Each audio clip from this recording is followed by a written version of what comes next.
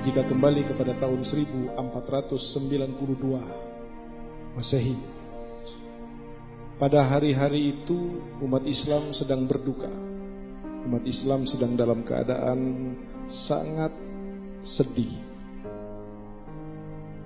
Yang sedih yang hidup. Namun ada ratusan ribu pada hari-hari itu dibantai dan dibunuh.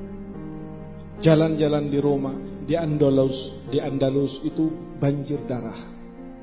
Karena ketika Ratu Isabella, akibat mundurnya kaum muslimin, akibat hilangnya ghirah dan perhatian kepada agamanya, akibat pemurtatan dan upayanya yang masif tetapi perlahan, membuat umat Islam tidak sadar, membuat kaum muslimin terlena, membuat kaum muslimin menganggap hal-hal yang bersifat akidah adalah sebuah kebersamaan dan kebinekaan. Ini tahun-tahun, ratusan tahun yang lalu, tepatnya abad ke-14 terjadi. Sehingga tanpa sadar generasi demi generasi berganti. Yang tadinya Spanyol itu adalah menjadi negara muslim, Eropa hampir menjadi negara muslim dengan pemeluknya, tiba-tiba kemudian terjadi pelemahan terhadap akidah.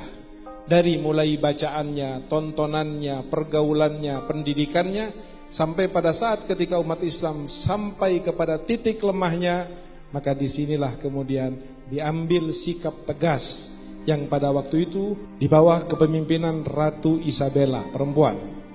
Dan pada saat itu ada seorang yang ditunjuk oleh Ratu Isabella untuk mengakuisi atau menyiksa seluruh orang muslim yang ada di Andalus.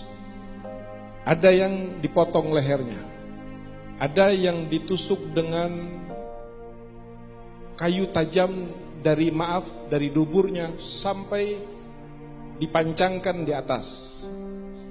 Ada yang digantung, ada yang banyak dari kaum muslimat yang diperkosa, lalu kemudian dibunuh. Ada yang dikumpulkan di lapangan sekian ribu orang lalu dibakar hidup-hidup. Yang mana pada saat itu adalah merupakan hari kesedihan Islam.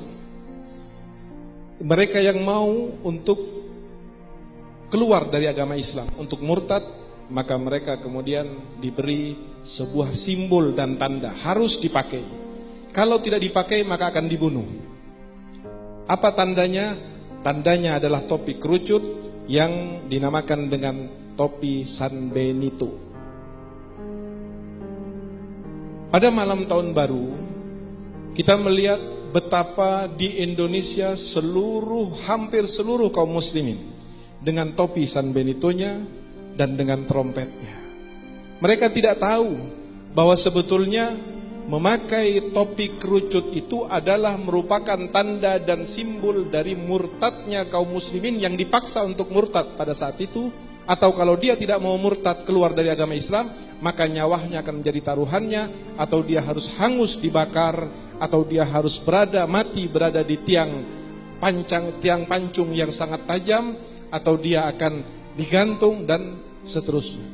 Mereka tidak membunuhnya begitu saja, tetapi mereka menyiksa kaum muslimin dengan harapan pada saat mereka tidak tahan lagi mengalami siksaan, mereka akan mengatakan, saya keluar dari Islam. Itu harapannya.